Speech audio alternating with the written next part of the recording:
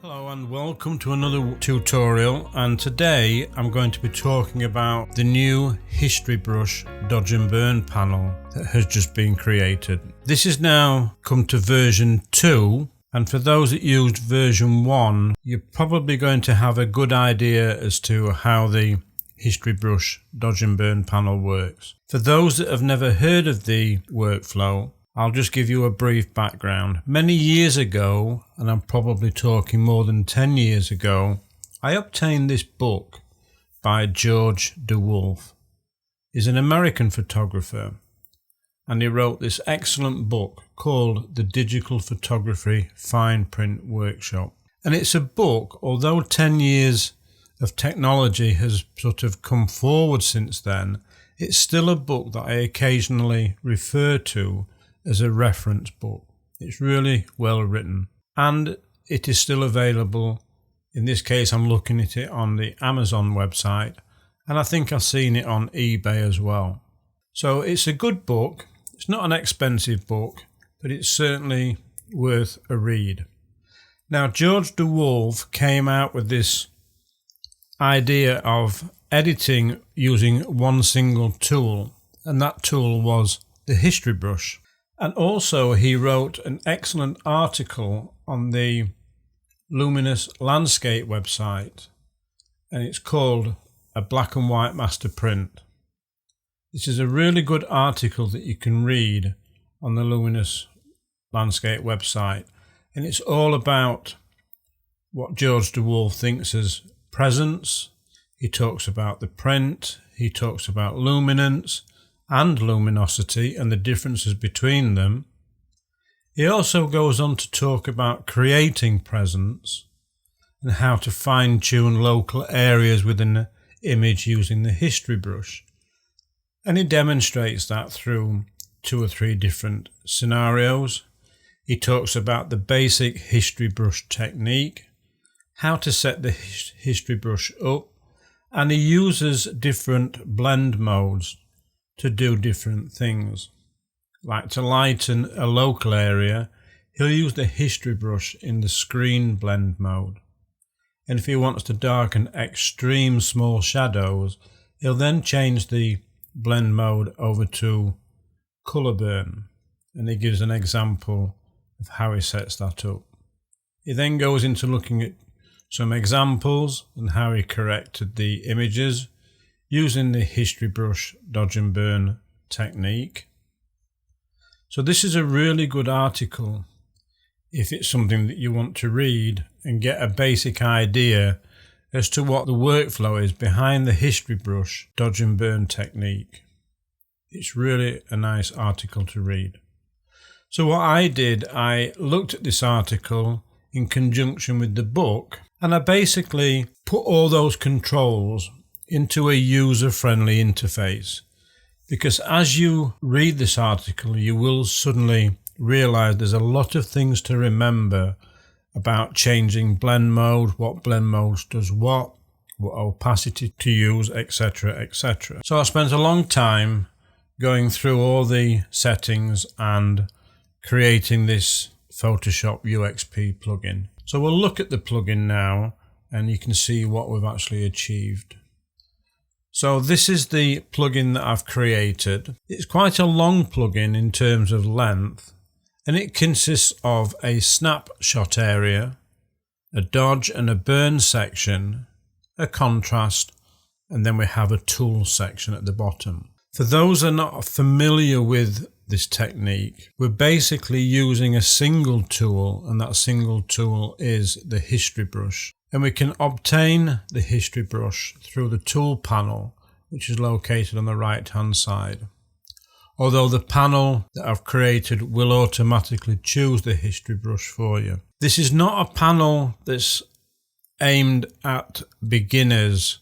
So if you are really new to editing photographs in Photoshop and you're not really familiar with the dodge and burn technique, this panel is probably not suited for that individual. I'm not saying that it's not going to work. I'm just saying that you may find it slightly overwhelming. It's more or less aimed at the middle to advanced user. So if you are an absolute beginner, then my personal advice is probably go for a different dodge and burn panel. I do have an easy dodge and burn panel, which is a lot more simpler to use. That's not to say that you can't use it. It just means that the learning curve may be a lot steeper than those that have got some kind of a foundation already and have an understanding of dodging and burning and possibly the use of the history brush tool, because using the history brush can be slightly confusing as we're painting on itself and it's going back in history all the time. So I'm not going to go into great depths about the controls. I'm going to do some small videos which will explain the basic use of the controls. And as in all the new panels now, under the flyout menu, you'll see a tutorial video section, and that's where I'll place some videos that I'll record. So the image that we're looking on screen at the moment, this was just an image that I photographed on 5x4 film. It's nothing exciting, it's just 3 tulips, which probably coming to the end of the life. And as there was laid there on the table, I just quickly loaded a piece of 5x4 film and made an exposure on, I believe it was Fomapan 200 black and white film. I haven't done an awful lot with the negative, but I thought it may give you some idea as to what I'm going to achieve with this panel.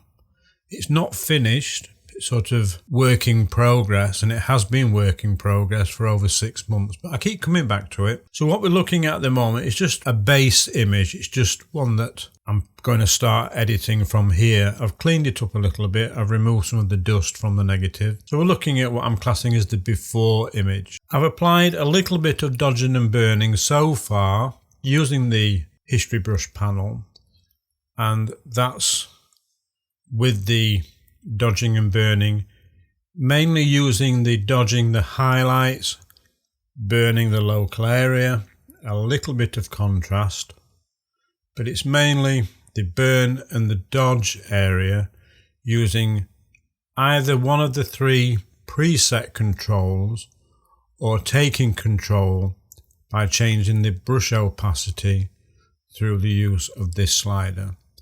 We've got 5, 10 and 15%, and this is what we'll set the opacity to as 3 individual presets. But in some cases I want to go above 15%, or I may want to come right down as low as 2 or 3%. And same with the brush size, I might want to bring that right down in size. So that's the after and that's the before. As I say, it's still work in progress, and it's just something that I've been using while I've been creating the panel, just testing out each control as I code them in. At the top we've got a snapshot section, and this is where we create the individual snapshots. So we can create a normal snapshot, we have a sharpening snapshot which creates a history state for the sharpening effect, and there's also a state for softening effect, which is also explained throughout in George DeWolfe's book. I don't use the softening too much. It's basically there to try and soften the outer edge of the image, and then you sharpen the front of the image, and it gives this sense of depth as we're sort of going from something that's sharp in the foreground, and then we're going to a softened area in the background. So it gives you this sense of a depth to the image. And then we've got the normal, which is the normal that we use when we're actually performing the dodging and burning. I've got one layer above this, which is the black and white point, so I will turn that on just to show you. So that's how the image is looking with the black and white point set. And as I say, that's where we sort of started from, and I'm just sort of experimenting with different settings as I go along. So that's the dodge and burn panel using the history brush. As I said, it's not aimed at an absolute beginner. That's not to say that you can't get the panel, sit down and learn it. Just don't expect to produce a masterpiece within 5 minutes. It's a very slow process using the history brush. It does take time, and you're doing it in very subtle steps.